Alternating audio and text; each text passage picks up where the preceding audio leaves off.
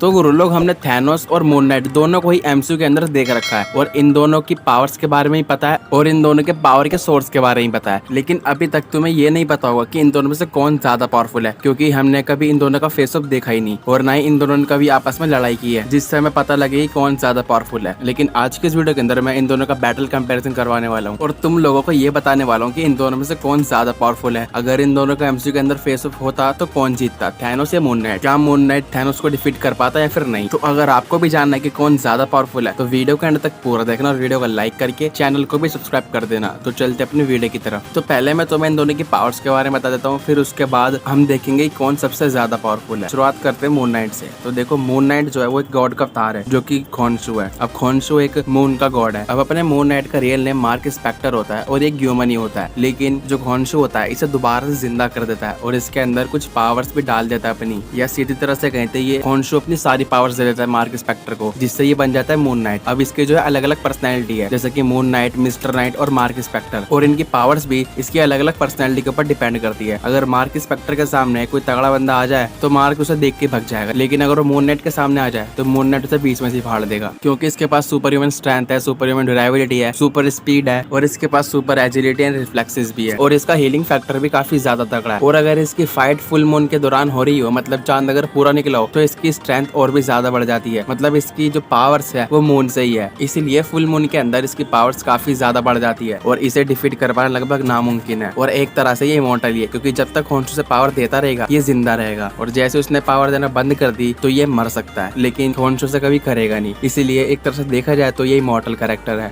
और अब बात करते हैं अपने मैड टाइटन थैनोस की। तो थैनोस के बारे में तो आप सबको पता ही है, इसको हमने पूरा एक सागा के अंदर देख रखा है। पहले तो सबको यही लगता था कि थैनोस इन्फिनिटी स्टोन्स के बगैर कुछ भी नहीं है, लेकिन उसकी असली स्ट्रेंथ, असली ड्यूरेबिलिटी हमने एंड गेम के अंदर भी देख लिया है। उसने अपने man Avengers, Thor, captain America और आयरन मैन, इन तीनों को बहुत ही गंदी तरह मारा था और वो एंड गेम के अंदर अपने पूरे पोटेंशियल के अंदर था। और उसके पास भी काफी ज्यादा स्ट्रेंथ है, ड्यूरेबिलिटी है और उसकी चमड़ी काफी ज्यादा मोटी है, जिसकी वजह से उसे चोट पहुंचा पाना काफी मुश्किल हो जाता है। और उसके पास अगर स्टोन्स हो तो उसे कोई भी डिफीट नहीं कर सकता, कुछ कैरेक्टर्स को छोड़ के, क्योंकि उसकी जो पावर है स्टोन के साथ वो काफी ज्यादा बढ़ जाती है। उसे स्टोन्स का अच्छे से इस्तेमाल करना आता है, लेकिन बिना स्टोन्स के भी वो काफी ज्यादा पावरफुल है। और बाकी तो आपको इसके बारे में पता ही होगा। तो सीधे चलते इसके बैटल कंपैरिजन के ऊपर। तो देखो, अगर देखा जाए कि मून नाइट और थैनोस में से कौन ज्यादा पावरफुल है और अगर पास्ट में अगर इन दोनों की फाइट होती तो कौन जीतता, तो देखो अगर इन दोनों की फाइट होती तो वो काफी ज्यादा इंटरेस्टिंग होती, क्योंकि दोनों के पास ही सुपर ह्यूमन स्ट्रेंथ है और इनकी ड्यूरेबिलिटी और हीलिंग फैक्टर काफी ज्यादा अच्छा है। थैनोस के पास हीलिंग फैक्टर नहीं है, लेकिन उसकी चमड़ी ज्यादा मोटी है और उसे चोट पहुंचा पाना भी लगभग नामुमकिन सा हो जाता है। अगर थैनोस के पास उसके सारे स्टोन्स है तो वो स्टोन्स के साथ मून नाइट को डिफीट कर देगा, लेकिन अगर उसके पास स्टोन्स नहीं है तो